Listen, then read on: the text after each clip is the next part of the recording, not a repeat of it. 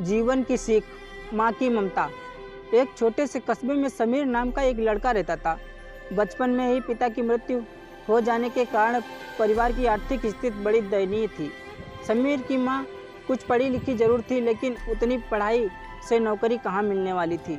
सो घर घर बर्तन मांजकर और सिलाई बुनाई का काम करके किसी तरह अपने बच्चे को पढ़ा लिखा रही थी।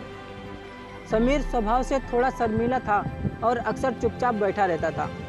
एक दिन जब वो स्कूल से लौटा तो उसके हाथ में एक लिफाफा था। उसने माँ को लिफाफा पकड़ाते हुए कहा, माँ, मास्टर साहब ने तुम्हारे लिए ये चिट्ठी भेजी है, जरा देखो तो इसमें क्या लिखा है। माँ ने मन ही मन चिट्ठी पढ़ी और मुस्कुराकर बोली, बेटा, इसमें लिखा है कि आपका बेटा काफ़ी होशियार है। इस स्कूल के बाकी बच्चों की तुलना में इसका दिमाग बहुत तेज है और हमारे पास इसे पढ़ाने लायक शिक्षक नहीं है, इसलिए कल से आप इसे किसी और स्कूल में भेजें। ये बात सुनकर समीर को स्कूल न जाने का दुख तो हुआ, पर साथ ही उसका मन आत्मविश्वास से भर गया कि वो कुछ खास है और उसकी बुद्धि तीव्र है। माँ ने उसका दाखिला एक अन्य स्कूल में करा दिया। समय बीतने लगा। समीर ने खूब मेहनत से पढ़ाई की। आगे चलकर उसने सिविल सर्विसेज परीक्षा भी पास की और IAS ऑफिसर बन गया।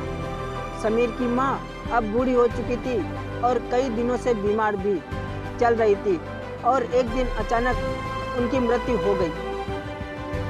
समीर के लिए यह बहुत बड़ा आघात था। वह बिलख बिलख कर रो पड़ा। उसे समझ नहीं आ रहा था कि अब अपनी माँ के बिना वो कैसे जिएगा।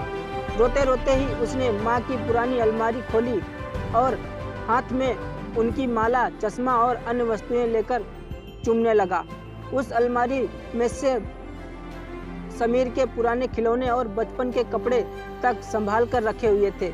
समीर एक एक कर सारी चीजें निकालने लगा और तभी उसकी नज़र एक पुरानी चिट्ठी पर पड़ी। दरअसल ये वही चिट्ठी थी जो मास्टर साहब ने उसे 18 साल पहले दी थी।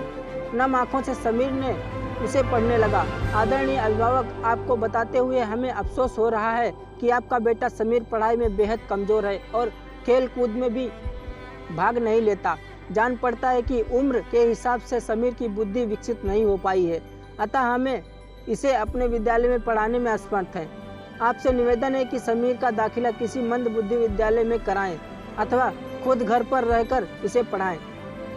सादर प्रिंसिपल। समीर जानता था कि भले अब उसकी माँ इस दुनिया में नहीं रही, पर वो जहाँ भी रहे उनकी ममता का, उनका आशीर्वाद सदा उस पर बना रहेगा।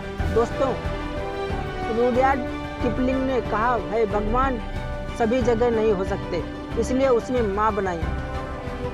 माँ से बढ़कर त्याग और तपस्या की मूर्त भला और कौन हो सकता है। हम पढ़ लिख लें, बड़े होकर कुछ बन जाएं, इसके लिए वो चुपचाप ना जाने कितनी कुर्बानियाँ देती हैं। अपनी ज़रूरतें मारकर हमारे शौक़ पूरा करती हैं। यहाँ तक कि संतान बुरा व्यवहार करे तो भी माँ उसका भला ही सोचती है। सचमुच माँ जैसा कोई नहीं हो सकता। दोस्तों, अगर आपको हमारी वीडियोस अच्छी लगती हैं तो प्लीज़ हमारे चैनल को सब्सक्राइब करें, हमारे वीडियोस को लाइक करें और अपने दोस्तों में शेयर करें। और कोई गलती हो तो